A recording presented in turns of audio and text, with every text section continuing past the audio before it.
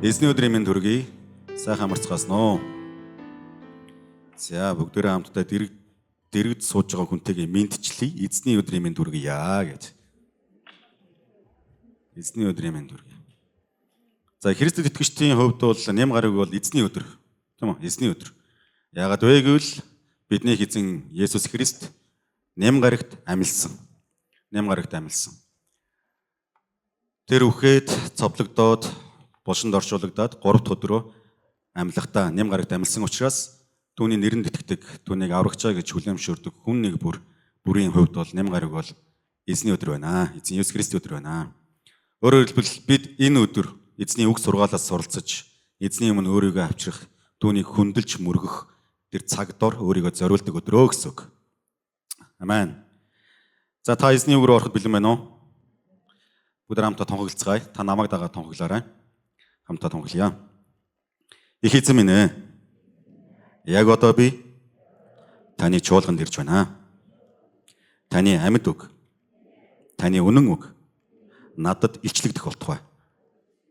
Есүсийн нэрээр. Амен. Амен. За бүгдээрээ хамтдаа Гитлэл номын 14 дугаар бүлгийг нэ. Гитлэл 14. За Гитлэл 14-ийн 26-аас 31. За би та бүхэнд уншаад өгье. Эзэн Мосед далай дээгүүр гараа сунгаж Египчүүдийн болон тэдний тэрэгт зэрэг тэдний морин цэргүүд дээр усыг буцаах түнгэв. Мосед далай дээгүүр гараа сунглаа. Египчүүдийг ус сүрэн зогтож байхад нь өөрийн гэгэнээр далай буцаж хэвэндээ оров. Эзэн Египчүүдийг далайн дунд живүүлв. Ус буцан ирж тэрэгт зэрэг ба морин цэргүүд буюу Израильчүүдийн хойноос далаа руу орсон фараоны бүх цэргийг бүрхэн авсанд тэднээс нэг нь ч үлдсэнгүй. Харин Израилийн хөвгүүд далай дундуур хуурай газраар явж ус тэдний баруун зүүн талд хан мэт байв. Ийхүү эзэн тэр өдөр Израилийг Египчүүдийн гараас аварлаа. Далайн ирэг дээрх Египчүүдийн цогцыг Израиль харав. Египчүүдийн эсрэг эзний үлдсэн агуу хүчийг Израильчууд хараад ард түмэн эзнээс хэмээн эзэн хийгээд түүний зарц Мосед итгэвэ гэж хэлсэн. Амен. За энэ түүхийг бид нар маш сайн мэднэ. За би та бүхэнд маш товчхон яг юу болсон бэ гэдэг талаар ярьж өгье. За Яаковын 12 хүүхэд те 12 хүүхэд тэдний хамгийн бага нь болох хотхон нь болох Йосеф. Йосефийн цаг үед Израильчууд Египт нутагт очиж суурч болсон. Өөрөөр хэлбэл бүх газар дэлхийд даяар те ган гачиг болж үр тариа хомсдож өлсгөлн нэрвэгдсэн учраас Израильчууд ам зуух хэрэгтэй болсон.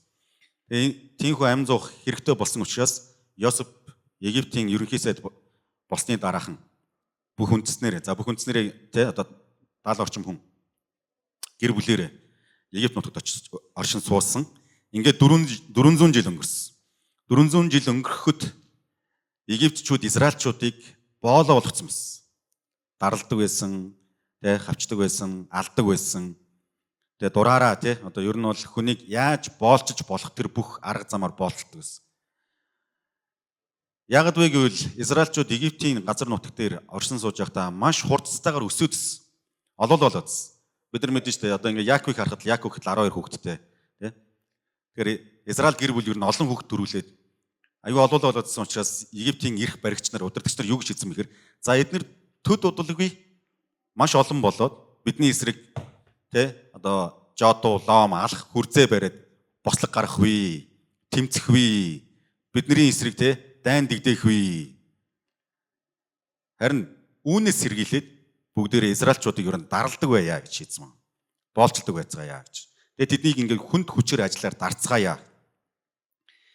Ингээд 400 жил болсон. 400 жилийн дараа Бурхан Мосег дуудахдаа юу гэж дуудсан бэ гэхээр миний ард түмний хашгираа надад сонсогдсон учраас би чамайг өөрийнхөө ард түмнийг тэ чөлөөлүүлэхээр илгээж байна гэж. Ингээд Мосе фараон дээр очдог. Египтийн хаан фараон дээр очиод за одоо Израильчуудыг Израилийн ард түмнийг тэ Яавэ Бурханы ард түмнийг чөлөөлөө. Бурхан нь одоо чөлөөл гэж хэлж байна гэх. Эхлээд бол хэлэлцээр хийх гэж очдог тийм үү? Гэтэл хүлээмжшөөрдөг. Тэгээ бүгдээрээ төсөөлөө тийм.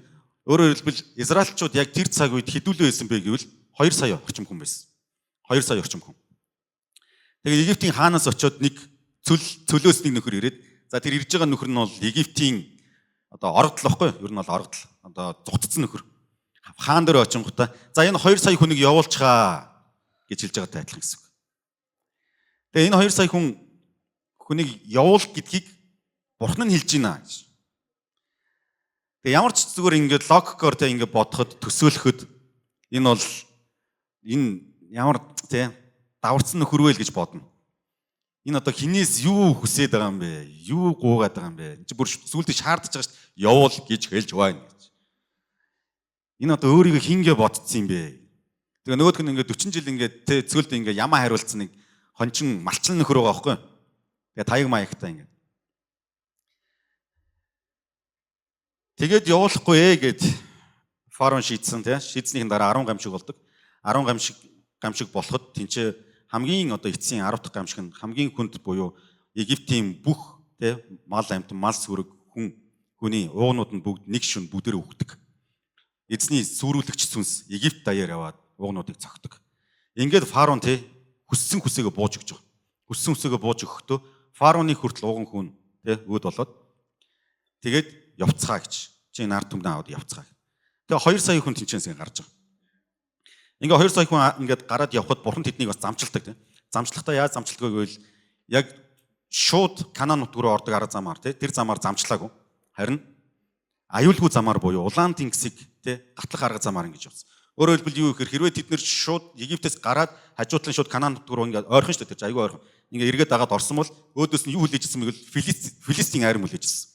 Филистчүүд хүлээжсэн. Филистчүүд гэдэг бол тухайн үед бол Египтийн хөрш, Египттэй ингээд зэрэгэлдээ ингээд адилхан оршин тогтнож чадчихин гэдэг чинь тэр Филистийн одоо айрам ямар хүчтэй байсан бэ гэдгийг харуулж байгаа. Египтийн айрамтай те ингээд ер нь бол ан ман үзэлцэх хэмжээний л айрамтай байсан. Хэрвээ Израильчууд 2 сая үлээ тэн чинь ямар ч одоо айрам цэрэг мэрэг тийм бэлтгэгдсэн цэрэггүйгээр тийшээ явах нь бас хядуулна. Тийм учраас Бурхан тэднийг юу ч хэлсэн. Тэрүүгээр явахгүй тэн чинь Филистчүүд байгаа. Тийм учраас улаан тэнгис рүү явах. Ингээд явдаг. Тэгээд тэн чинь маш тодорхойгоор Бурхан тэднийг зүгээр ингээд одоо хэцүү хад асахтай замаар хөтлөөгүй харин өдөр нь үүлэн багна шөнө галан багнаар тэднийг удирдаад явдаг. Яг тэрхэн одоо хугацаанд. Тэгээ өдөр шөнөгүй тэд нар ингээ алхаад явж байгаа. Ингээ явж итэл яг улаан тэнгисийн ирэг дээр ирсэн. Улаан тэнгисийн ирэг дээр ирсэн чинь одоо бид нар яг 14 дэх бүлгийн өмнөхийг харах юм бол фараоны зүрх хатуураад тэгээ фараонтой хамт байсан Египтийн удирдагч нарын зүрхээс хатуураад бид нар яагаад энэ хүмүүсийг явуулчваа гэдгийг гинт ухаарсан байна. Юу болоод гинт те бид нар ингээ явуулчваа араас нь нэгч очие гэж. Ингээд айрмаа хөдөлгөөд тэр 2 сая хүнийг очиж хятахаар хөдөлж байгаа айрмгээ бүгд төсөөлөд тэр ямар хүчтэй айрам байсан бэ? Ямар те одоо зэр зэвсгээр тоноглогдсон тийм айрам байсан бэ? Яаж зүгээр ингээ ухаанаар бодсон те 2 сая хүнийг ер нь тэр газар дээр нь ер нь устгахыг гэж бодож байгаа хүн бол тэр зэр зэвсгийн хувьд бол өөрсөндөөс бат итгэлтэй байгаа. Ингээд улаан тэнгисийн ирэг дээр байсан Израильтэй 2 сая орчим хүний араас нь хөөж ирээд тэгээ яг энэ дээр юу болж ийнэхээр Израильчууд энэхний өмнө Мосе руу хандаад чи яах гэж бид нарыг энд авчирсан юм бэ гэж гомдолдог. Чи яах гэж бид нарыг энд авчирсан бэ? Бид нар Египттэй байсан бол Египтчүүдэд үйлчлээд байж исэн бол өөрөөр хэлбэл юу гэсэн үг гэхээр Египтчүүдэд дарлагдаад боолчлогдоод байж исэн бол яг одоогийн нөхцөл байдлаас хамаагүй дээр байх юм аа. Одоо бид нар өөх гээд дэше харж байна уу чи Египтчүүд бүр айрмаа хөдлөхөд хүрээд ирлээ. Өглөө ирсэн хулганд муурын сахлаар оролцсон юм биш үү? Мосе гуй гэж хэлсэн. Гэтэл Бурхан тэдэнд юу гэж хэлсэн бэ гэхээр чи тэдний үгийг битгий сонсоо. Чи миний үгийг заавар давар. Өөрөөр хэлбэл тэр айрам хүрээд ирэхэд нь Бурхан тэнцээ маш гайхамшиг үзүүлдэг. Айрам болон Израиль ард түмний дунд үүлэн багнаа босгочдөг. Үүлэн багнаа босгочдөг. Үүлэн багнаа босгоод Израилийн айрам яг тэр үүлэн багнаас болоод Египтийн айрам үүлэн багнаас болоод Израилийн айрам руу ингээд орох боломжгүй юу ч ингээд үзэгдэх хязгаар нь ингээд боломж нь хязгаарлагдчихдаг. Яг энэ нөхцөл байдал Бурхан юу гэдэг вэ гэхээр нөгөө талд нь Израиль те одоо жишээлбэл Израиль нэг талдаа Египтийн айрам нөгөө талдаа улаан тэнгисээр тэгээд айрам болон Израиль ард түмний хооронд Бурханы үүлэн баг нь босцсон байна. Үүлэн баг. Нөгөө талд нь галан баг нь босцсон. Израилийн ард түмнийг гэрэлтүүлээд байж байгаа. Тэгээ Бурхан тэнцэн би шөнийн турш те хөөс салхи далайн шуургыг хөдөлгөөд шөнийн турш энд улаан тэнгисийг би хоёр ярна гэж хэлдэг. Тэгээ тэр хугацаанд Израильчууд нэг талдаа үүлэн баг нь нөгөө талдаа галан багантай хамгаалагдсан нөхцөл байдал байж гисэн. Тэнцээ нөгөө улаан тэнгис ингээ ярагдчихсан байхгүй. Салхилаад хоёр тишээ ярагдчихсан. Ингээ ярагдаад дууссан. Тэгээ Израиль айрам тий Израилийн ард түмэн ингээ хуурай газраар гэж байна шүү дээ. Хуурай газраар ингээ алхаад явсан. Одоо яг тэрний дараа Бурхан Мосед хэлж байгаа. эргэж хараад гараа орог гэжэлсэн. Эргэж хараад гараа орог. Гараа оргихсний чинь дараа би энэ хоёр тишээ ярагдсан усыг Египтийн айрмын дээр буулганаа. За энэ түүхээр яг өнөөдөр бүгдээрээ эзний үгийг хүлээж авах та. Бурхан бидний итгэлийг батжуулах нь гэдэг сэдвээр эзний үгийг хүлээж авцгаая. Бурхан бидний итгэлийг батжуулах. Христэд итгэсэн он жилүүдэд, өдөр хоногудад бид заримдаа гацалтын байдалд ордог. Нэг талдаа миний өөрийн хүсэл, таалал, өнгөрсөн амьдрал гэдэг юм. Нөгөө талдаа Бурханы удирдамж, Бурханы хүсэл, Бурханы төлөвлөгөө. Тэгээ яг голд нь ингээд би яг яах ёстой вэ гэдэг учраа олохгүй тийм нөхцөл байдалд заримдаа бид нар ордог. Магадгүй өнөөдөр та бас тийм нөхцөл байдалд орсон байхыг үгүйсэхгүй. Энэ талдаа би энэ гараараа би нөгөө амьдралаа барьсан, энэ гараараа Бурханаас зурцсан. Яг яах ёстойгоо мэдэхгүй. Израилийн ард түмэн яг л ийм нөхцөл байдалд орсон. Тэд нар зүгээр Мосег ер нь бол харанхуу дагаагүй байхгүй. Харанхуу дагаагүй. Тин чи 10 гамшиг маш тодорхойгоор үзэгдсэн. Харуулсан. Тэгээ бүр хамгийн байж болох Бурхан өөрийгөө би яг ажиллаа хийж шүү гэдгийг харуулж байгаа тэр гамшиг нь бол 10 дахь гамшиг. Бүх уугнууд нь Египтийн, Израилийн биш, Египтийн бүх уугнууд нь өгч байгаа. Үүнийг ямар ч хүн хараад өөрийнх нь хүүхэд амьд, нөгөө дайсных нь хүүхэд өгсөн байхыг ингээ харахад ямар ч хүн тэнцээ ингээд одоо хамгаалагдсан, Бурханы хүч чадал надтай хамт байгаа юм байна гэдгийг ухаарнаа да. Гэтэл Израильчууд тэгээгүй. Одоо бид 31-р ишлээс харах юм бол тэд энэ бүх үйл явдлын дараа дөнгөж 31-р ишлэлээр Египтчүүдийн эсрэг эзний үйлцэн агуу хүчийг Израильчууд хараад ард түмэн эзнээс имэн эзэн хийгээд түүний зарц Мосед итгэвэ гэдэг үг явж байгаа. Тэрнээс өмнө итгээгүй байсан гэсэн. Тэрнээс өмнө итгээгүй. Зүгээр л гомдлол яваадсан.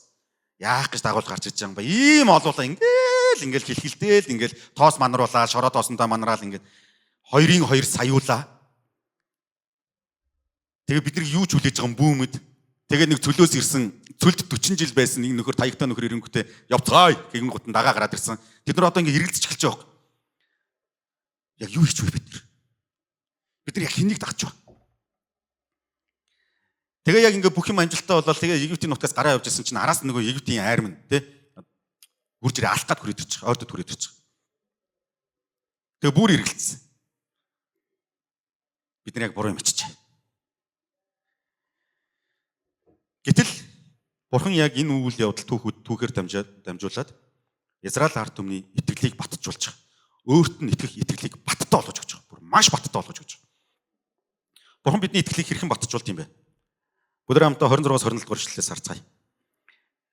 Эзэн Мосед далай дээгүүр гараа сунгаж Египтчүүдийн болон тэдний тэрэгц цэрэг тэдний морин цэргүүд дээр усыг буцаагтун гэв. Мосед далай дээгүүр гараа сунглаа. Египтчүүдийг ус сүрэн зогтож байхад нь үүрийн гигэнээр далай буцаж хэвэндээ оров. Эзэн Египтчүүдийг далайн дунд живүүлвэ гэж. Мосегоос бүгдээрээ суралцгааж те. Өөрөөр хэлбэл Бурхан бидний итгэлийг батжуулахын тулд эхлээд бидэнд удирдамжаа өгдөг. Бид Бурханы удирдамжинд дуулууртай байх арга замаар бидний итгэл батждаг. Өөрөөр хэлбэл бид зүгээр амаа нээгээд чанга хашгирснараа бидний итгэл батждаггүй. Харин Бурханы намайг дуудаж байгаа дуудлаганд заа гэж хэлээд үйлцснийхээ улмаас бидний итгэл батждаг. Өмнө нь би бас яг ингэж боддог гэсэн. Өөрөөр хэлбэл юу гэж боддог гэсэн. Би ингээд зүгээр өөрийнхөө биеийг сүмд авчирчж байгаа учраас би ер нь автоматаар ер нь аясаараа гайгүй болчихно гэж бодоодсэн. Сүмд ирээд цуглаан суугаад, эсийн бүлэгт яваад, тодорхой хэмжээний сургалтуудаар яваад, библийн сургалт хүртэл сураад ингээд явж байгаа нь хүртэл би ингээд аясаараа нэг тийм өөрөө нэг тийм хариуцлага үүрхгүйгээр өөрөө нэг тийм тодорхой одоо юу гэдэг үүрэг хариуцлага авахгүйгээр нэг л мэтгэд Бурхан намайг аясаар нэг гой болгочихно доо гэж бодоодсэн. Тэгээ бодоод л тэрийгээрээ би өөрийгөө хуураад яваадсан. Өөрийгөө хураал яваадсан. Би болчихно доо. Гайгүй те. Өнөөдөр би алдсан. Тэгэл ингээл яг ингээл буруу шийдвэр гаргах, буруу сонголт хийх, гим нүгэл рүүгээ буцаад ирэх энэ болгонд миний дотор нэг ингээд өөрийгөө хуурдаг тийм дуу хоолой үргэлж Бурхан чамааг уучлнаа л гэдэг. Тийм ээ л гэдэг. Тийм ээ. Би уучлагднаа л. Гэтэл тодорхой хугацаа өнгөрсөн дараа эргээд харсан чинь би ерөөсөө өөрчлөгдөв гэсэн. Ерөөсөө өөрчлөгдөв. Тэгээ яагаад өөрчлөгдөв юм бэ гэвэл би зүгээр Бурхан намайг удирж байгаа тэр арга зам, тэр удирдамжинд би дуулууртай байгаагүй. Зүгээр л өөрийнхөө бодлоор ингэж л явах ёстой юм биш үү те. Ингэчвэл болох юм биш үү те. Нэм гарагтан цуглаандаа ирчээ. За тэгээд өдрийн цагаар сүмдэрээ ирчээ. Оройн цагаар найзуудууд уулзчээ. Ингээд өөрийнхөө бодол төлөвлөгөөгөөр амьдралаа зохиогдсон. Амьдралаа авч явуулсан. Гэтэл үнэндээ тэр бол шал хий дими цаг хугацаа барсан, өөрийгөө хуурсан он жилүүд өдөр хоногуд байсан. Тэгэхээр Мосег бүгдээр харах юм бол Мосе бол одоо яг энэ цаг мөчид бол Бурхнаар үнэхээр ашиглагдсан одоо агуу амьд болчиход байгаа шүү дээ. Ер нь 10 гамшиг үлдсэн. Фараоны өмнө очиод эрх мэдэлтэйгээр ярьж байгаа. Анх Мосег дутууд бол Мосе шатаж би бутан дотроос Бурхан, Яве Бурхан би бол би байна. Би бол би байдаг гэж хэлэхдээ Мосед маш тодорхойгоор өөрийгөө хэлэхдээ энэ бут шатаж байгаа ч гэсэн дуусахгүй байгаас гэдэг нь маш тодорхой илэрхийлэл байсан. Тэрийг харсан Мосе юу гэж хэлдэг вүлээ? Чи яваад миний ард түмнийг чөлөөл гэж хэлэхэд no. Үгүй шүү гэдэг. Тэгээд дахиад хэлдэг тийм үү? Би модон хэлтэй. Тэнд ерөөсө Бурхан байна гэдэг надтай яг хин яриад нь тэгээ та хин бэ гэж би байна. Би бол Яве гэж хэлсэн чинь тийм ч ойлгоод шүү дээ. Яг Бурхан яриад байна гэдгийг ойлгоод. Тэгээ миний зүгээр ингээд төсөөлөөр хэрвээ надтай зүгээр ингээд ямар юр бүсийн дуу хоолой сүх очроо гэж яриул ингээд юу вэ хин бэ хаанаас вэ гэж бодноо доо. Тэгээд чи тийш ёо наад автобусандаа битгий суу гэвэл за гэлээ явна шүү дээ. Мосе тэгээгүй тийм Петртэй бүр ингээд 40 жил одоо ингээд цөл ямаа хариулсаар байгаад бүр ингээд зөрүүд болцсон юм уу яац юм бүүмэд. Үгүй. Явахгүй. Би чадахгүй. Би очиод юу гэж хэлэх юм? Очиод юу? Өөрөөр хэлбэл юу гэхээр би яах юм гэсэн. Би яг юу хийх юм? Би чадахгүй шүү дээ. Ийм хүн байсан. Бурхан хий гэж яагаад хийхгүй дандаа шалтгаан тоочоодсон. Яг энэ үед болохоор Мосе яасан бэ гэхээр эргэж хараад гараа өргөсөн. Зүгээр л өргөсөн. Тэнд ерөөсөө шалтгаан тоочоогүй. Мосе тэг шалтгаан тооч боломж байсан. Тэнд хангалттай шалтгаан байсан. Өөрөөр хэлбэл 10 гамшиг болсон. Тин ч бүр ингээд үүлэн байгаа нь галан байгаа нь бүх юм ингээд үзэгдсэн. Тин ч юр бусын зүйл тэр тэдгээр өдрүүд ингээд араасаа болж байгаа шүү дээ. Тэгж яхад Мосе эргэж хараад зүгээр гараа өрг гэж хэлэхэд ийм хийх юм уу? Эргэж хараад гараа өргөчих юм уу? За яах юм бэ? Ийм хоёр оронд ийм хийж яах юм? Та зүгээр л өөрөө л устгачаач дээ. Заавал миний гар марыг өргүүлж яах гээд байгаа юм дээ гэж хэлж болох байсан уу? Болох байсан. Яагаад гэвэл Бурхан тэр гартай гаргүй ажлаа хийж чадна гэдгийг мэдчихэж байгаа байхгүй. Гэтэ Мосе тэрийг заавал ойлгох гэж хичээгээгүй. Яагаад би заавал гараа өргөх юм? Яваа. Та надад нэг тайлбарлаад өгдөө. Би ойлгочвол яг гараа өргөх гээд байна. Гээгүй. Тэр зүгээр л гараа өргөсөн. Өөрөөр хэлбэл Бурханы өдөр томжид бид нэр би ойлгохгүй байснаас үл хамааран заа гэж хэлэх үед бидний итгэл батчдаг. Өнөөдөр Бурхан таныг маш тодорхойгоор удирдах байгаа. Маш тодорхойгоор Бурхан тань сануулж байгаа. Хинээ чи ингэж гэж сануулж байгаа. Тэр үед Бурханаас заавал тийм логик хариулт битгий хаа. Яагаад та намайг ийш удирдах гэдэг юм? Яагаад би ийш явах ёстой юм? Яагаад би ингэх ёстой юм? Яг бол заримдаа бид нар юусоо ойлгож чадахгүй байхгүй. Заримдаа бид нар угаасаа ойлгож чаддаг. Харин үнэхээр Бурхан надтай ярьж чинь Бурхан намайг удирдах гэдэг нь гэдэг нь тодорхой байх юм бол бид нар Бурханд бууж өгөх сурах хэрэгтэй. Үүний дараа бидний итгэл батчихна. Олон тохиолдолд бидний итгэл батчихгүй байгаа үндсэн шалтгаан бол үүнтэй холбоотой. Би Бурханд дуулууртай байж чадахгүй байгаа учраас миний итгэл батчихгүй байгаа. Миний итгэл яг улс ууртай болохгүй байгаа. Тийм гүн суйрлагдахгүй байгаа. Гүн ихэнхдээ л гүйхэн байгаа. Тэр нэг юм илүү тийм хэлбэрийн символ маягийн тунхагийн шин чанартай. Бурхан бол эдгээгч, Бурхан бол хангагч, Бурхан бол чөлөөлөгч, Бурхан бол сэргээгч, тунхагийн шин чанартай. Тэр нь яг юу гэж байгаа юм бэ гэдэг тэр зүрх сэтгэл дотор нь итгэл нь байхгүй. Үнэхээр Бурхан эдгээгч юм бол тэр итгэл үнэмшил миний зүрхэнд байгаа юу гэж асуухаар нэрээ юу юм бол гэж бодно. Ихэнхдээ тийм гүйхэн. Яагаад гэвэл Бурхан намайг яаж удирдах байгаа вэ гэдгээс илүү би Бурханаас юу хүсэж байгааг бид нар маш их ач холбогдол өгдөг учраас. Яг Израильчууд шиг. Мосе чи яах гэж биднийг авч ирсэн юм бэ? Бурхан удирдах байгаа гэдгийг арга зам ерөөсөө ойлгохгүй байгаа байхгүй. Өөрсдийнх нь нөхцөл байдалд харахтаа одоо бид нар сүрх гээд байна. Одоо бид нар хядуулах гээд байна. Яаж иж байгаа л амиа аварчмаар байна. Эзэн Есүс Христ хэлдэг хин амиа аврах гэж оролдоно. Тэр амиа алдна. Харин хин амиа алдна. Тэр амиа аварна гэж хэлдэг. Энэ юу гэсэн үг вэ гэвэл Бурханы төлөө хин өөрийнхөө амийг зориулж чадна. Тэр ам аврагдана гэсэн утгатай. Хэн Бурханы өмнө өөрийнхөө амийг Бурханд даатаж чадна. Тэр хүн аврагдана гэсэн утгатай. Өөрөөр хэлбэл бидний итгэл батчих хамгийн ихний чухал зүйл бол бид Бурханы удирдамж, Бурханы тэр заавар чиглүүлэхэд дуулууртай байж сурах явдал. Амен. Марк номын 14:38 дээр ингэж хэлсэн. Соригдохгүй тул сэргэг бай. Залбир. сүнс хүсэж байна, харин мах бод дорой юм гэлээ гэж. Өөрөөр хэлбэл эзэн Есүс Христ энэ чинь маш тодорхой нэг зүйлийг хэлсэн юм. Мах бод бол дорой шүү. Бурхан яагаад биднийг заримдаа ойлгохгүй тэр арга замаар удирдах гэдэг вэ гэвэл бид өөрсдөө сул дорой учраас. Бидний махан бие сул дорой учраас. Бид гимтэй учраас, бид гимт дуртай учраас. Бид бурханлаг байдал сайн уу гэвэл сайн гэдгийг мэддэг. Гэхдээ түүнд дуртай биш. Харин бурханлаг бус байдлаа бид илүү дуртай. Гимт дуртай, бозромууд дуртай, хүсэлт ачаалтаа автах дуртай, мэдрэмжэндээ дуртай. Бурхан биднийг мэддэг учраас, бидний мах бод сул дорой гэдгийг мэддэг учраас бурхан биднийг чи өөрийнхөө арга замаар явах юм бол уучлаарай чи хизээч над дээр ирэхгүй гэдгийг мэдээд байгаа байхгүй. Харин би чамайг удирдмаар байна. Чиний амьдрал дээр, таны амьдрал дээр бурхан таныг удирдмаар байна. Энэ хамгийн сайн арга зам. Бид өөрийнхөө энэ мах бодороо, өөрийнхөө мөн чанараараа, өөрийнхөө ухамсараар хизээч бузармог ялан дийлж чадахгүй гэдгийг бурхан мэдчих. Тийм учраас Бурхны бидний амьдралд зааварчилж байгаа тэрхүү зааварчилгаа удирдамж бол хамгийн сайн бөгөөд биднийг аврахын төлөө, бидний амьдралыг чөлөөлөхийн төлөө хамгийн бест, хамгийн төгс сонголт байх болно гэж. Амен. Үүний дараа бидний итгэл батчт юм аа. Яков номын 2:26 дугаар ишлэлээр ингэж хэлсэн. Тиймээс сүнсгүй би үхмэл байдгийн адил үйлсгүй итгэлж бас үхмэл болоо гэж. Мосе энэ чи маш тодорхойгоор Бурхны амлалтанд итгэсэн. Амлалтанд итгээд үйлдэж байгаа. Үйлдэл зогсохгүй яг бүр детальны тухайн тэр моментод одоо нөхцөл байдал дотроо ч гэсэн тэр үйлдэл нь ерөөсө зогсоогүй, тасраагүй. Эргэж чараад гараа өргөх гэхэд өргөс үйлдэж чадсан гэсэн. Өөрөөр хэлбэл тэр итгэж байгаа бол үйлдэл байгаа гэдгийг байх ёстой гэдгийг ухаарч гэсэн.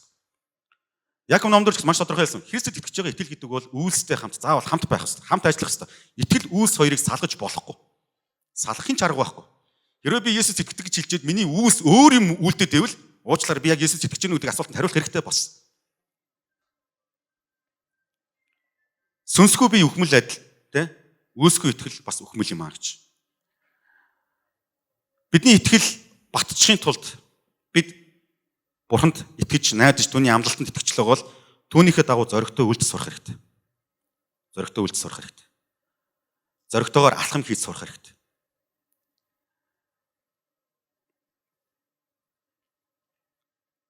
Тэр дуулууртай байна гэдэг бол Бурхны удирдамжинд дуулууртай байна гэдэг бол дуулууртайгаар дуулууртай мөртлөө бас зоригтойгоор үйлдэх тухай ярьж байна гэж хэлж байна. Амен. Мосе яг л энэ зарчмаар үйлдсэн. Тэр Бурхны амлалтанд итгэсэн. Тэгээ Бурхны амлалтын дагуу үйлдсэн. Үйлдэхэд түүнд маш их зориг хэрэгтэй болсон.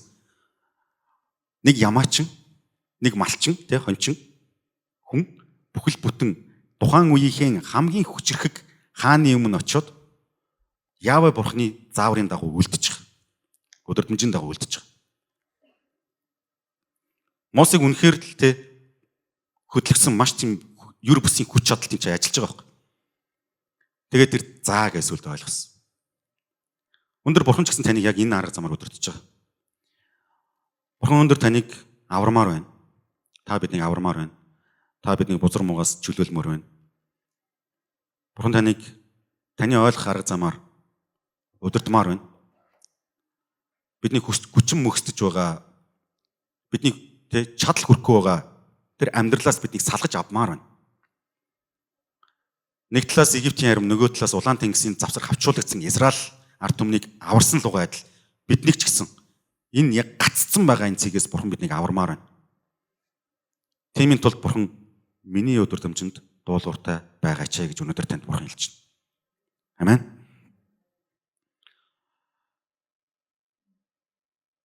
Хоёрдугаарт нь 28-29 дэх эшлэлийг харцгаая. Ус буцан ирж тэрэгт цэрэг ба морин цэргүүд буюу Израильчуудын хойноос далаа руу орсон фараоны бүх цэргийг бүрхэн авсанд тэднээс нэг нь ч үлдсэнгүй. Харин Израилийн хөвгүүд далай дондуур хуурай газраар явж ус тэдний баруун зүүн талд хан мэт байв. Хоёрдугаарт нь Бурхан бидний итгэлийг батжуулдаг хоёр дахь арга зам юу юм бэ гэвэл бидний амьдралд байгаа тайрагдах ёстой, дуусгах ёстой, цэг тавигдах ёстой зүйлсийг Бурхан дуусгадаг. Тэр арга замаар Бурхан бидний итгэлийг батжуулдаг. Дөрөв хэлсэлжсэн заримдаа бид нар ингээд бурханлаг бус зүйлээс ингээд нэг гараараа зурчдаг. Нөгөө талдаа Бурханыг зурчдаг. Итгэлээ зурчдаг. Ингээд ийм амьдрал дундуур бид ингээд амьдраад идэг. Тэрийгэ заримдаа бид нэг он удаан жил ингээд явахаараа тодорхой хугацаа өнгөрөхөөр энэ болоод байна гэж боддог. Би болгоод байна гэж андуурдаг. Өөрөө өөрийгөө хуурдаг. Зүгээр би энэ гараа би ингээд барьсан байгаа ч гэсэн би эндээ бас итгэлээ тавиаг байгаа шүү гэж өөрөө өөрийгөө хуураад идэг. Гэтэл үнэндээ Бурхан бидний амьдралаас зарим зүйлсийг үнэхээр авмаар байгаа. Тайрмаар байгаа. Тасдмаар байгаа. Бидний амьдралд бурханлаг бус үр жимс ургуулдаг, үр дагуулдаг тэдгээр зүйлсийг Бурхан төгсгмөр байгаа. Цэг тавьмаар байгаа. Яг Израильчуудын армийг одоо Египтчүүдийн армийг улаан тэнгис живүүлж байгаатай адилхан. Египтийн айран бол Израильчуудын хувьд бүр айдас хүйцээс. Айдас хүйцээс. Тэгсэн мөртлөө тэд нар тэрэндээ маш дуртай. Хайртай гэх юм уу? Буцаад очичмоор байна. Одоо бид нар дараа нь мэдэн чинь ингээд Канаан руу явж байгаа 40 жилийн хугацаанд Израильчуудын анхны үеийнхэн яг Египтээс гарсан анхны үеийнхэн Мосе руу хандаж гомдлдог тэр нэг гомдол нь юу гэдэг лээ? Буцаад Египт рүүгээ очичё. Буцаад Египт рүүгээ очичвол дээр юм биш үү? Египттэй байсан бол дээр байх байсан юм биш үү? Алуулах гэдэг гэдгийг мэднэ. Тэгсэн мөртлөө бас хайртай, салмааргүй байгаа. Яг өнөөдөр бидэнтэй адилхан. Бид нар муу гэдгийг мэддэг, тэгсэн мөртлөө салмааргүй байгаа. Гим нүгэл гэдгийг мэддэг, тэгсэн мөртлөө болмоорг байгаа. Би буруу юм хийж ин гэдгийг мэддэг. Тэгсэн мөртлөө хайж чаддаггүй, салж чаддаггүй, эргээд явчих чаддаггүй. Тэгээд энчээ байгаа нэг жоохон итгэл үнэмшлээрээ өөрийгөө цайруулдаг. Харин Бурхан биднийг ийм амьдралаар битгий амьдрахаас гэж хүсэж. Тэр бүрэн бидний чөлөөлмөр байна. Израильчуудыг улаан тэнгисээр бүрэн гатлуулж бүрэн аварсан лугаа адил өнөөдөр та бидний итгэлийн амьдрал дээр бас бүрэн чөлөөлмөр байна. Бузар моос бүрэн ангижруулмаар байна. Бидний итгэлийг Бурхан батжуулахын тулд бидний амьдралд дуусгах ёстой тэтгэр зүйлсийг Бурхан өөрийнхөө оролцоотойгоор дуусгах үед бидний итгэл бас батждаг. Тиймийн тулд бид нар түүний ажилд бас дуулууртай сурах хэрэгтэй. Хүлээн зөвшөөр сурах хэрэгтэй. Бурхан үнэхээр надтай ажиллаж байна гэдгийг хүлээн зөвшөөрөх хэрэгтэй. Хэрвээ бид нэр сүмд явж байгаа хүний хувьд Христийн цуглаанд явж байгаа хүний хувьд би нэг юм ёс суртахууны зан чанарын тийм сургалтанд ирж байгаа юм шиг тийм хандлагаар юм сүмд ирээд ивэл үнэндээ бол юу ч өөрчлөгдөхгүй. Сүм бол ер нь бол нэг зан чанар өөрчлөлт өгдөг тийм зан чанарын сургалтын төв биш шүү дээ. Энэ бол жинхэнэ амьд бурхантай уулзрахтанд тусалж байгаа л тийм орон зай. Итгэлийн гэр бүл, хамт олон бүл. Энд бид нэр ирэхдээ за би нэг сайн хүн болчихё гэж ирж ивэл та сайн хүн болохгүй. Таны сайн хүн байх хугацаа чинь хугацаатай. Тодорхой циклтэй. Тодорхой хугацаанд дараа та буцаал муу хүн болно. Яагаад? Яг та өөрийнхөө арга замаар шийдэж байгаа учраас. Үннийг хэлэхэд сүмд ирдэггүй мөртлөө Христэд итгэдэггүй мөртлөө биднээс илүү сайн хүмүүс зөндөө байдаг шүү дээ. Амен. Зөвхөн сүмд ирдэг хүмүүс л гоё болдог гэж бодож байна уу? Үгүй шүү дээ. Тэр бид яах гэж энэ чинь ирж байгаа юм бэ гэвэл бид үнэхээр Бурханаар удирдуулж сурахын төлөө л энэ чинь ирдэг байх учиртай. Бурханаар өөрчлөгдөж чаддаг болохын төлөө энд ирдэг байх учиртай. Өнөөдөр Бурхан танаас үнэхээр олон зүйлсийг авмаар байна. Салгамаар байна. Таны зүрх сэтгэл, таны оюун бодол, таны зан чанар, таны амьдралын хэм маяг, зуршил, донтолт, хүсэл, тачаал, шунал, үзэн ядалт, гомдол, хорсол, үл уучлал өрөө үдий.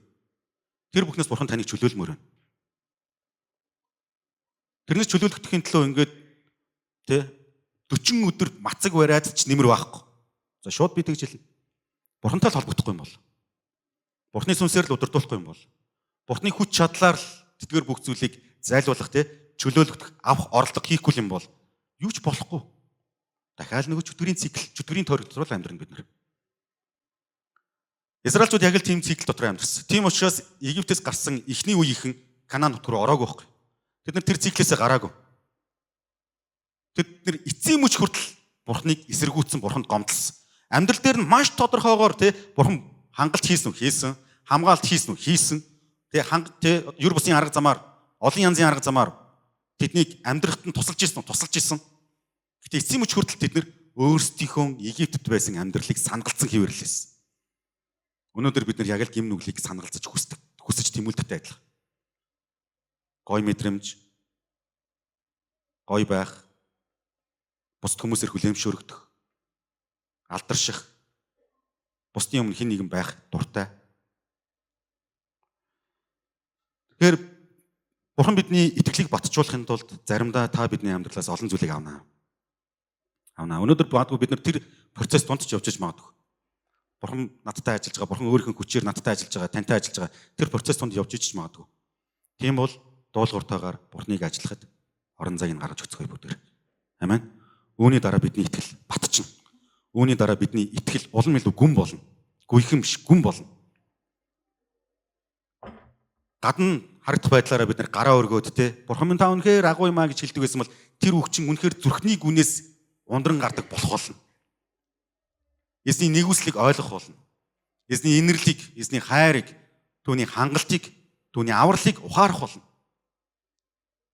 Яг бодит энэ физик амьдрал дээр те физикал амьдрал дээр бид нар ингээд яг Бурхан надтай яг яаж ажиллаад байгаа юм бэ гэдгийг бид ухаарахгүй юм бол бидний зүрх сэтгэл доторх тэр итгэл хизээж ажиллахгүй. Бас олон зүйлсээс бид нар чөлөөлөхдөггүй. Ягаад гэвэл бид нар бууж өгөхгүй. Бурхан надтай ажиллаж байгаа гэдэг хүлэмжшөрөх учраас бид нар бууж өгөхгүй. Израильчуудыг тэгтээ Бурхан буулгаж авсан. Яг буулгаж авсан. Яг Мосег эргэж хараад гараа өргөж хэлэхэд Израильчууд ч гэсэн яг харж ирсэн. Яг за одоо юу болох нь вэ? Араас нөгөө нөхдүүчд дахиад ороод ирэх үедээ гэж бодож итэл үгүй эс. Бурхан тийч яг хаалт тавиад араас нь ирж байгаа аюулаас тэднийг хамгаалсан. Өнөөдөр бүгдээрээ итгэлээрээ өсмөр байгаа бол эзний өмнө ирэхдээ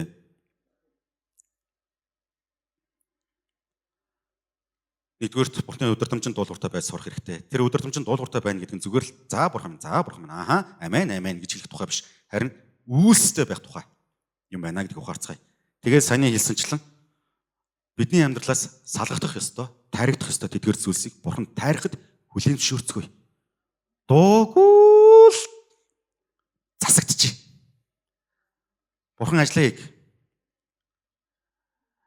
Амен. Бичээсийн дагуу харах юм бол Бурхан дуудсан хүнээ гарцаагүй өөрчлөнө. Дуудсан хүнээ Бурхан заавал зөвтгөнө. Зөвтгсөн хүнээ тэр заавал алдаршуулна. Хүн бүр дээр тий дуудагдсан хүн бүр дээр энэ яг адилхан. Луг номын 5:36-аас 38 дугаар эшлэлээр ингэж хэлсэн. Эзэн Есүс Христ. Хинч шин дээлээсээ нөхөөс урж аваад хуучин дээлээ нөхдөггүй. Тэгвэл тэр шинээч урах болно. Шин нь хуучинд үл зохино. Хинч шин дарсыг хуучин туламд хийдэггүй. Тэгвэл шин дарс тулмыг зад татна.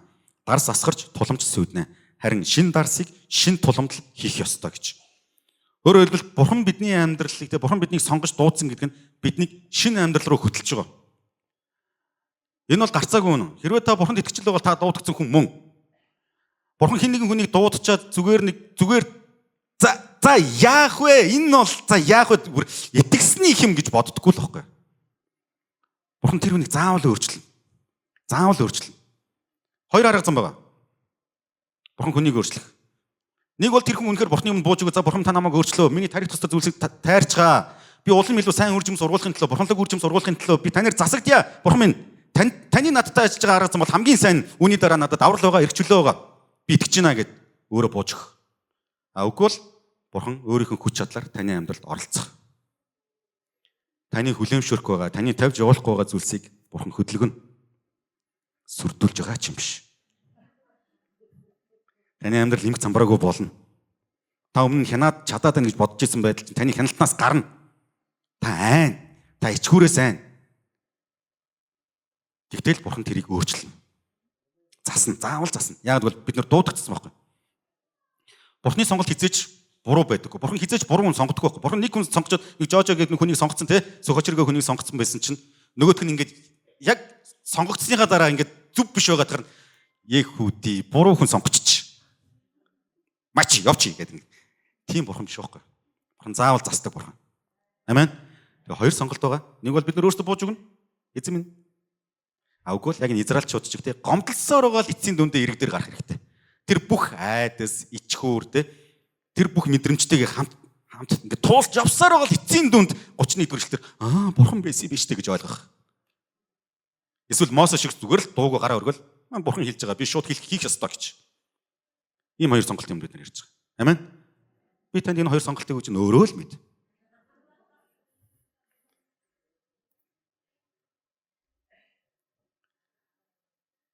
Бидний амьдралыг Бурхан үнэхээр шинжилмээр байгаа.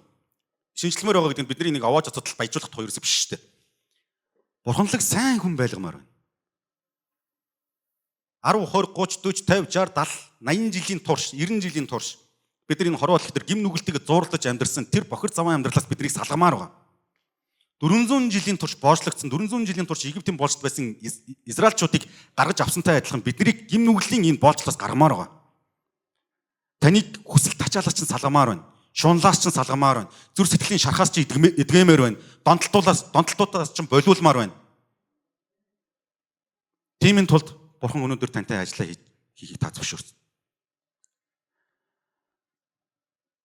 Бидний Бурхан бол фараоны армийг зогсоож чадсан хүчтэй Бурхан шүү дээ. Фараоны арми.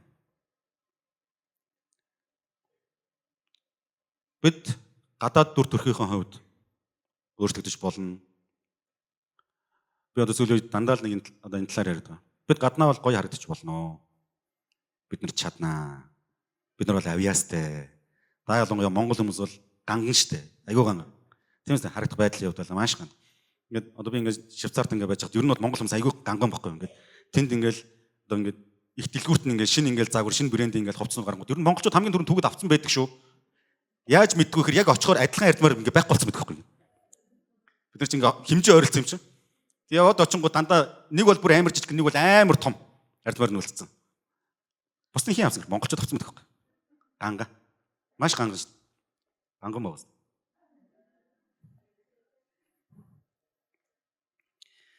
Тэр бидний гадаад байдал хичнээн ганган байгаад, хичнээн гоё харагдаад, би бүр яг чин сэтгэлээс итгэж байгаа юм шиг залбирдаг байгаад, бүр үнэхээр Бурхан намайг дуудсан юм шиг үйлчлдэг байгаад, миний зүрх сэтгэл дотор Бурханы өмнө тий Бурхан намайг ажиллаж байгаа тэр ажиллах орон зай байхгүй л энэ бүхэн хоосон байх.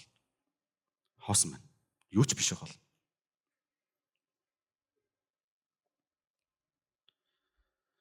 Залуудаа би чи хөтлөгч хийдэг байлаа.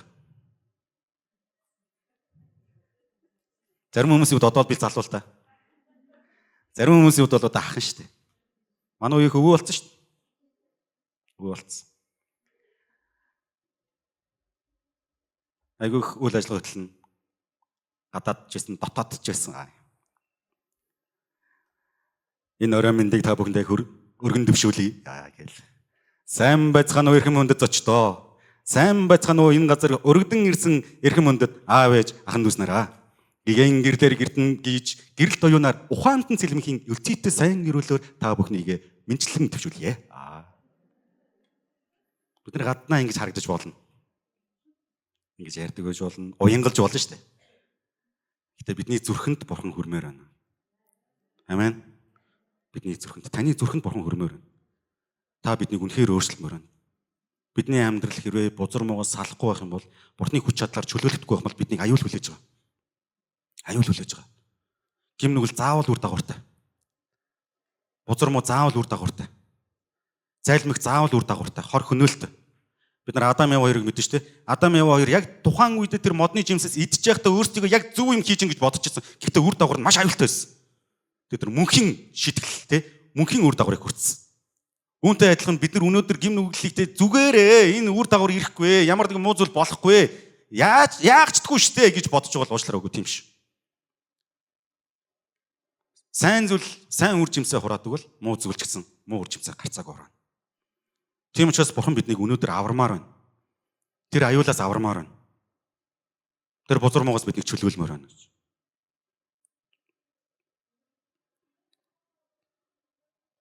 Хамгийн сүүлд нь 30-аас 31 дүршил дээр.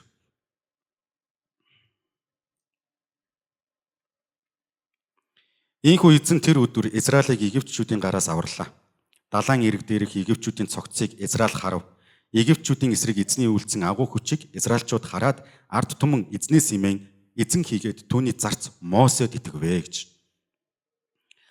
Эзэн бидний итгэлийг батжуулалтаа би чиний ажил дээр би ажиллаа хийж байгаа шүү гэдгийг харуулдаг. Хэрвээ бид нар Бурхан миний амьдралд ажиллаа хийж байгаа гэдгийг олж харж чадахгүй байх юм бол бас л бидний итгэл батчихгүй. Өнөөдрийг хүртэл би энэ амьдралыг өөрийнхөө бор зүрхээр л авч явж гинэ гэдэг итгэл үнэлтэд байх юм бол бидний Бурханд итгэж байгаа итгэл батчихгүй. Өсөхгүй төлөвшөхгүй. Гэтэл үнэндээ бас тийм биш. Яг үнэндээ бид нар бор зүрхээр өнөөдрийг хүрснийг бол бас үгүй. Харин Бурхан нэгүүлсэн учраас бид нар энэ газар ирсэн байна. Бурхан бидэнд боломжийг зөвшөөрсөн учраас бид нар Бурхантай уулзрах энэ өдөр хоногуудыг энэ орон зайнууд дотор орж ирж байгаа. нэг ч хүн би өөрөө бурхныг төрүүлж олсон юм а гэдэг эрх байхгүй. Тийм боломж ч байхгүй. Тэгж хэлхийн тулд тэр хүн яг төгс ариун байх хэрэгтэй. Ямар ч гэмгүй байх хэрэгтэй байхгүй. Ягаад гэвэл бурхан төгс ариун учраас. Төгс ариуныг ойлгохын тулд төгс ариун л байх хэрэгтэй шүү дээ. Бид нар одоо хүүхдүүдтэй хэлдэг гэсэн ингээл одоо манай хүүхд ингээд шил 7 настай хүн аюу олон юм асуудаг байхгүй. Тэгэл тэр ингээд асуусан юмд заримд нь би ингээд өөрийнх нь хэмжээнд тий тайлбарлах гэж хичээн заримд нь би минийхөө чи одоо ойлгохгүй гэж хэлдэг. Том болоод ойлгоно. Хэдгээр ангидаа ороод ойлгох вэ гэдэг. 5 дугаар ангидаа ороод ойлгоно. Гэтэл манай хүү одоо бодисын тухай мэднэ, молекулын тухай мэднэ, атомын тухай мэднэ, сансар эрсдлийн тухай мэднэ, нарны аймгийн тухай мэднэ, галактикийн тухай мэднэ, гэрлийн жилийн тухай мэднэ, гэрлийн хурдын тухай мэднэ. Тэгэл асуух юм байгаа л юм. Гэхдээ тэр хүүхдийн тий яг 7 настай хүүхд ойлгохгүй зүйл гэж байгаа. Хинч тий одоо ингээд жишээлбэл хүүхдтэй ямар сургууль сурахгүйгээр, хинээс заалахгүйгээр юу ч сурдаггүй үстэй. Бид нар ингээд шууд ингээд ихийн хөвлөгөөс гарангуутаа шууд нэг дээр нэг хүн нэг тэнцүү хоёр гэж боддгоо үстэй. Бид нар заалгадаг үстэй. Үүнтэй адилхан бурхан бидэнд яг би чамайг яаж амьдрахыг бас би өөрийгөө хинбэ гэдгийг би чамд өөрөө мэдүүлнэ гэж хэлдэг. Өнөөдөр танд бурхан өөрийгөө мэдүүлж байгаа. Таниулж байгаа. Бид нэр яг бурханыг те бүрэн дүүрэн хангалттай сайн мэдж чадахгүй ч гэсэн өөрсдийнхөө амьдралын нөхцөл байдалтай хангалттайгаар бурханыг олж харж харах тийм боломж байгаа. Бурхан бидэнтэй ажилласаар байгаа. Таныг аюулаас хамгаалж байгаа, таны өвчнийг эдгэж байгаа, таныг хангаж байгаа, таны зүрх сэтгэлийг тайвшруулж байгаа. Энэ бүх бурханы ажиллаж байгаа арга замыг бид нэр харах, сүнслэг хараа, сүнсний хараатай, итгэлийн хараатай байх мал бидний итгэл өснө. Харин эсвэргээрээ би өөртөө янзын гой залбирсан чинь миний хариулт ирчлээ гэх юм бол тийм хандлагатай байх бол бидний итгэл өсөхгүй. Бид нар олон удаа итгэлийн амьдралын практик дээр тэгдэг үстэй би өөртөө тэдэн өдөр мацаг бариад тэгсэн чинь миний залбирлын хариулт бэлдсэн. Өө тэрс айгүй мундаг хүн байлээ. Тэр хүн дээр очиод гар тавиад залбируулсан чи өөртөө бэлдсэн шүү. Чи очиод залбируулчаач. Өө тэнцээс агуу амьтад ирсэн билээ. Агуу хүмүүс ирсэн билээ. Очооч. Бурхны хүч хаана юм бэ? Бурхан хаана ажиллая гэдэг юм? Би залбирсан учраас миний залбирлын хүч бурхныг хөдөлгөөд байгаа юм уу? Үгүй. Бурхан та биднийг нэгүүлсэж байгаа учраас бидний залбирлыг хүлээж аваад байгаа байхгүй. Тэгээд бурхан өөрийнхөө ажлыг бидний амьдрал дээр хийж байгаа. Өнөөдрийг хүртэл таны амьдрал бурхны хийсэн тэр ажлуудыг бити юмартаарай. Тэдгэр зүйлсийн ард гарсныхаа дараа өмнө нь байхдаа үхэн хатан гуйж залбирчаад ард нь гарсныхаа дараа чика гэж өөртөө бити сайхаарай. Өнгөрсөн лонг би ирчүүдээс асуулт асуусан. За Христэд итгэснээс хойш таны амьдрал сайжирсан уу, можирсан уу гэж. Тэгээ манай ирчүүд эхнээс ангил хариулаад. Манай ирчүүдийн зарим нэг ч сууж хариулаад. Ер нь сайжирсан. Ер нь сайжирсан.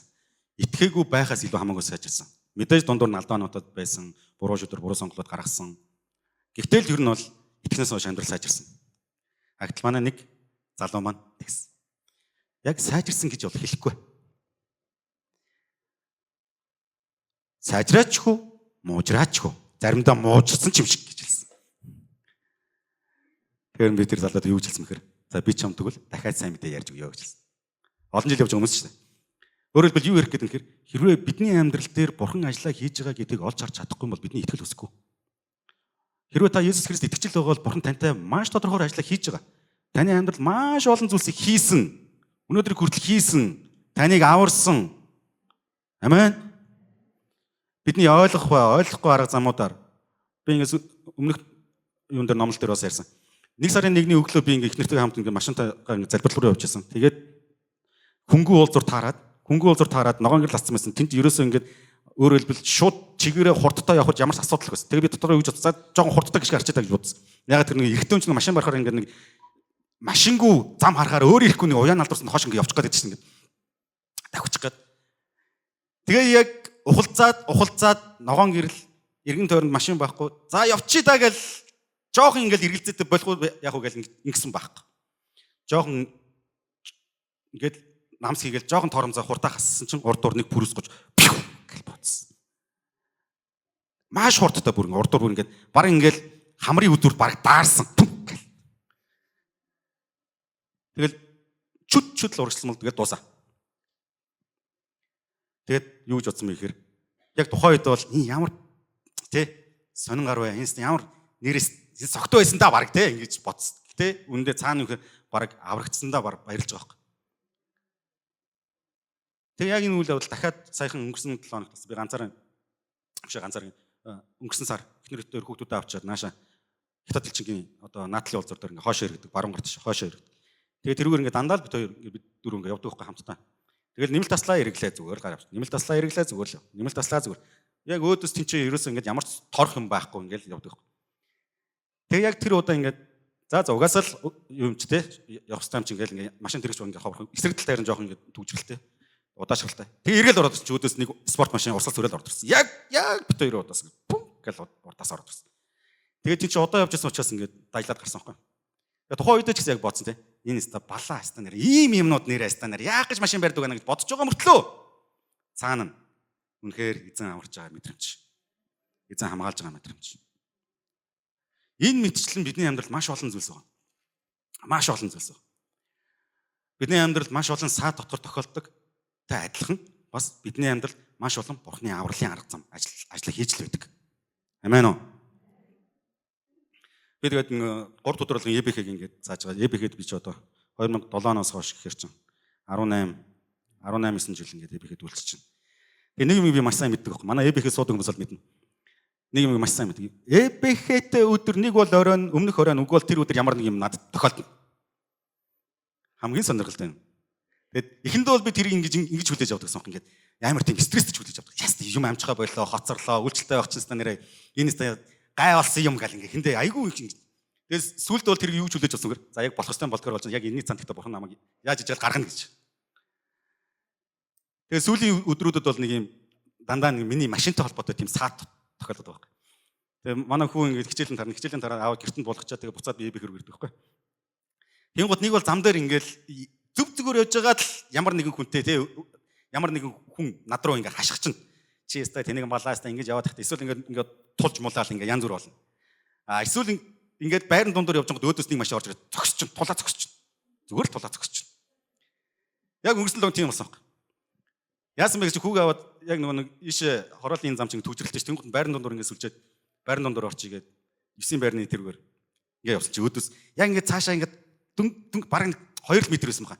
2 м явхад л ингээд ийм 2 машин зөрчгөр тийм том зай байгаа байхгүй. Тэгсэн чи өөдөөс нэг машин ирээд тулцсан. Тэгээд тулаад юусе хөдөлдөгөө. Ерөөс гүрийчлээ шүү. Тэгээ эмэгтэй жолооч. Тэгээ цаахаа ухарчхалтаа би жоох ухарчхаа би хажууч гараа авчиг гэсэн. Миний машин жижиг гэн шүү дээ. Хажууч гараа авчиж. Үгүй. Чи ухар. Үгүй наач ингээд би ухарснаас ингээд чи ухарчвал ингээд арай ойрхон байгаад байгаа юм биш үү? Үгүй гэж юм. Тэгэхээр за тэгвэл юу яа би хажууч нь зүрээ авчих. Наана зогсож байгаа би ингээд хажууч ингээд хаштаг даваа гараа авчиг. Зогсож байгаараа гэд би ухрахгүй юу? Ухарсан чи яг зэрэгцээд урагшлаад байдаг шүү. Тэгээ би мэдчихэж байгаа байхгүй яг юу болоод байгааг мэдчихэж байгаа. Тинчээ би ингээ нервт ёсгүйгээ ойлгож байгаа байхгүй. Стресс ёсгүйгээ ойлгож байгаа. Тэгээд яг тэр хүний тий хүслийг нь дагуу би тэгээ хажуугаар зүрээ гаравсан. Гэтэ буцаад би БХ-д ингээ хүрээд ирж байгаа байхгүй. Ер нь дандаа тийм болдог. Тэгсэн чинь нэг өдөр ингээ хүүгээ оруулж өгчөө буцаж гараад сүнхний ороос тавьчаа буцаж гараад манай их нэг хоол хийчихдэг байхгүй орой хоол. Тэгээд цавтаа хоолоо барайл гараад нэг машина за дажгүй хүрээд ирсэн машинаа дажгүй байрлуулсан. Одоо гараад ямар асуудал байхгүй. Гараад ирсэн чинь урд хогийн машин цогс. Хүүе хөдлөё гэж.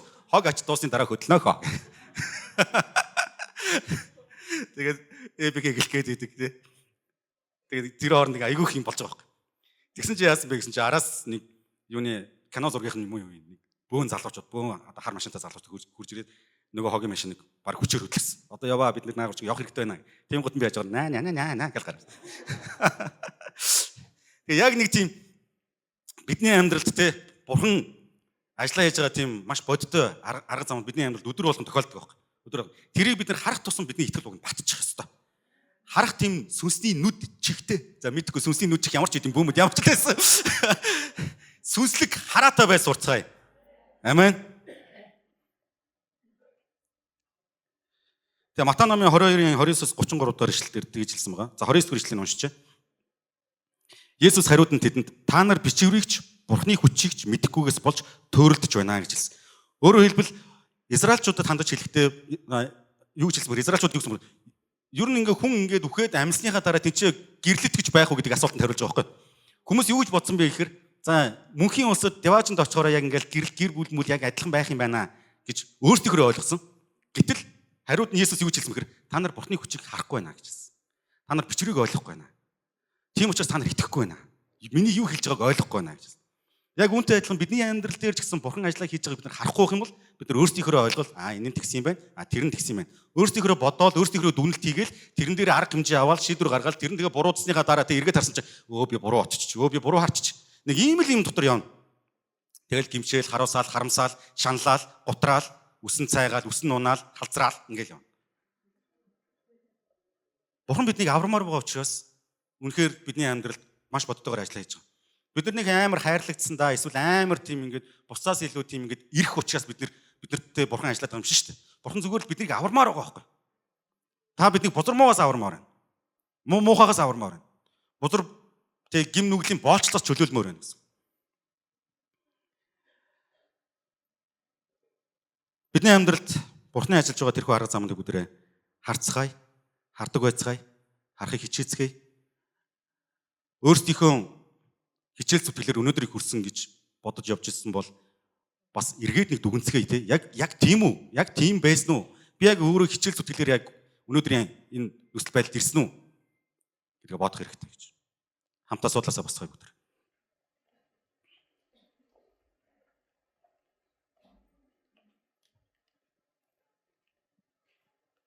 Би та бүхэнд өндөр 3 хэрэгжүүлэлтэнд уриалж байна. Хамгийн нэгдүгürt бид нар Бурханд итгэж байгаа итгэлээ батжуулахын тулд, Бурхан бидний итгэлийг батжуулахын тулд үйлстэй итгэлээр дамжуулж бидний итгэлийг батжуулдаг. Тэр үйлстэй итгэл нь хизээ ажилтгүй бол Бурханы өдөртөмжөнд заа гэж хэлсний дараагаас тэрхүү итгэл ажиллаж эхэлдэг. Тийм учраас таны амьдрал маш бодтойгоор Бурхан хэрвээ өдөртөмжөө өгч байгаа бол, сануулга өгч байгаа бол, чиглүүлгээ өгч байгаа бол Бурханы юм дуулууртайгаар. Тэгээ дуулууртай байгаа зөксөхгүй итгэлээ үйлстэйгээр хамтд нь ажиллацгаая. Зүгээр тунхаг биш, зүгээр тунхагийн шин чанартай итгэлээр биш, харин үйлстэй итгэлээр амьдарцгаая. Амен. Гүйхэн биш, гүн итгэлээр итгэцгээе гэсэн. Хоёр дахь хэрэгжүүлэлт. Бурхны таалалд нийцэхгүй байгаа амьдралд байгаа зүйлсээ бүгдээрээ дуусгацгаая.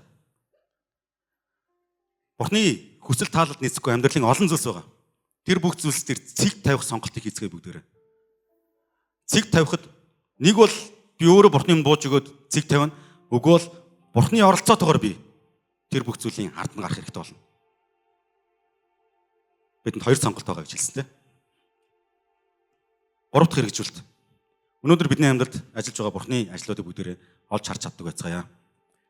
Би л зөвхөн энэ бүхнийг хийсэн, би л бүтээсэн, би л энэ амжилтанд хүрсэн, би л энэ гэр бүлийг авч явж гин гэдэг бодол, хандлага, сэтгэл, итгэл үнэмшлээсээ бүгдээрээ татгалзаад Бурхан нэгүүлсэн учраас, Бурхан зөвшөөрсөн учраас энэ бүхнийг би хүртэж байгаа юм байна гэж Бурханы өмнө бууж өгцгөөе, даруусцгаая гэж. Үүнийхээ дараагаар Бурханд улам илүү итгэж найдах тэрхүү итгэлийг бүгдээрээ батжуулцгаая. Хамтаа нүдэн ханаад эзний өмнө нэрэн залбирцгаая.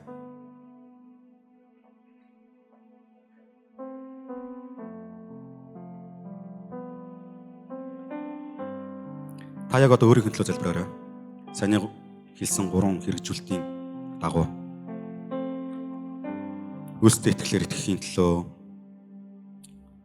Бурхны таалалд нийцэхгүй зүйлсээ дуусгахын төлөө, цэг тавихын төлөө, бас бидний амьдралд ажиллаж буй Бурхны хүч чадлыг олж харж чаддаг байхын төлөө та яг одоо эзний өмнө ирээд эзнээс гон залбираарай.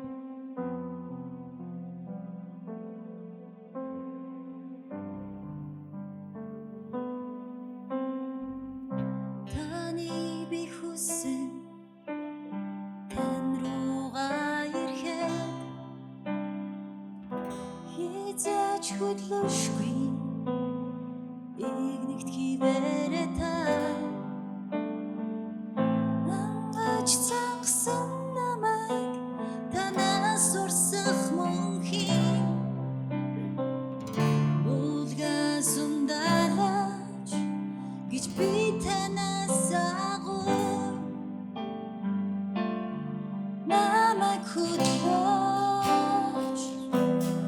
харийнхаа гүн рүү хөдлөөж намайг дэвэрч өртөө ордуулаач намайг хөдлөөж харийнхаа нүмерт намайг авчраач таныг би улам илүү хайрлаа би таны харингууд хамт байна. Их эзэн минь бид таны өмнө ирж байна. Эзэн таны бидний амьдрал зөвшөөрч байгаа. Бүхий л өдөр хоногуудын төлөө танд баярлалаа эзэн минь. Хайртай аав минь. Энэ газар бид таны өмнө ирээд өрцөн зүр сэтгэл бодол санаа сүнсээ даатгаж байна. Танд итгэсэн итгэл маань үнэхээр батчиж, танд итгэсэн итгэлээрээ бид үнэхээр гүн суйрлагдсан байхын төлөө танаас гойн залбирч байна. Бидний итгэл үйлстэй байхад та туслаач. Бид итгэлээрээ шийдвэр гаргадаг. Итгэлийнхэн дагуу сонголт хийдэг. Итгэлийнхэн дагуу бид зоригтой алхам хийж чаддаг. Тэр нэгэн болоход та туслаач. Өөрийнхөө ойлголтод тулгуурладаг биш. Харин таны амлалтанд итгэж, таны амлалтын улмаас зоригждог нэгэн байхад туслаач гэж таньсаа гуйж байна. Бидний амьдралд үнэхээр засагдах ёстой, тасдагдах ёстой, тайрагдах ёстой маш олон зүйлс байгаа. Дуусгар болох ёстой, цэг тавигдах ёстой маш олон зүйлс байгаа. Тэдгээр бүх зүйлсээс салахад та туслаач. Салах ёстой юм байна гэдгийг хүлийн зөвшөөрөхөд та туслаач. Нэг гараараа барьсан байгаа тэр гим нүглийн хүсэлт ачаалаа тавихад та туслаач. Гим нүгэлд дуртай байгаа байдлыг минь та үнэхээр өршөөх болтугай. Та өөрийн хүч чадлаараа биднийг хүчрэгжүүлж, тэр бүхий л бузар муугаас салж ангид байхад та туслах болтугай. Тиймгүй үнэхээр бузар муугаас чөлөөлөгдснийхээ улмаас танд итгэх итгэл маань олон илүү батчих болтугай. Хайртай аав минь, бидний амьдралд үлдэж буй таны гайхамшигт үйлсүүдийг бид олж харж чаддаг баймаар байна. Бид зөвхөн өөрсдийгөө л энэ амьдралын төв болгож байсан бол та биднийг уучлаарай. Би итгэсэн, би залбирсан, би сурсан, би мэдсэн. Би хичээл зүтгэлтэй байсан, би тэсвэртэй байсан гэж хандхаас илүүтэйгээр Бурхан та бидэнд хайраар хандсан учраас өнөөдрийн хүртэх ёстой бүх зүйлийг хүртээд явж байгаа гэдэг хүлээн зөвшөөрч даруусаад та туслах болтугай. Есүс эзэн, бидний амьдралд та үнэхээр ажиллаа хийж байгаад баярлалаа. Биднийг эдгэж байгаад баярлалаа. Биднийг уучлж байгаад баярлалаа. Бидэнд үргэлж боломжуудыг олгосоор байдгийн төлөө баярлалаа. Биднийг хангадагт баярлалаа. Хизээч та бидний урмыг хугалж байгаагүй. Хизээч та бидний итгэлийг алдаж байгаагүй. Та бол бидэнд байх боломжтой хамгийн сайн төгс цорын ганц итгэл найдвар нь билээ. Баярлалаа Есүсээ. Биднээр дамжуулан таны минь нэр алдаж болтугай. Бидний амьдрал дээр их эзэн Есүс зөвхөн таны хүсэл биелэх болтугай. Би та бүхнийг ерөөлийн залбирлаар ерөөн залбирч өгье. Та ерөөлийг хүлээн аваарай. Их эзэн таныг хамгаалж ерөөх болтугай. Их эзэн таны дээр өөрийн нүрийг гэрэлтүүлж танд өршөөнгүй байх болтугай. Их эзний тусламж таны дээр байж танд амар тайвныг өгөх болтугай. Эцэг, хүү, ариун сүнсний нэрээр гуйн залбирлаа. Амен. Амен. Эзэн даалдрыг өргөцгөөе. Хүрэлцэн ирсэн та бүхэндээ баярлалаа. Та бүхэн эх 7 өдрийн ажил үйлсийг бидний эзэн ерөөн сахих болтугай.